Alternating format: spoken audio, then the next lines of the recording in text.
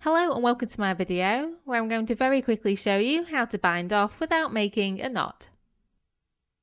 Generally in knitting you want to try and avoid having a knot in your work at all, so this is just a way of making a small improvement to your knitting.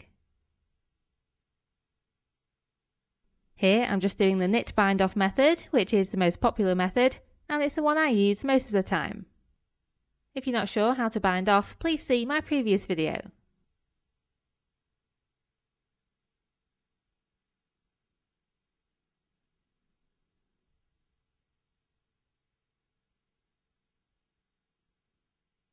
Once you only have one stitch left, all you need to do is cut the yarn to leave you with a yarn tail at least 8 inches long.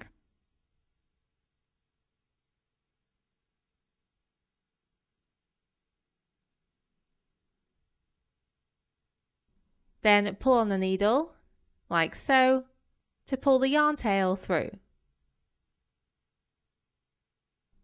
And that's it, you've now finished binding off your knitting without tying a knot. You would then just weave in your yarn tails as usual.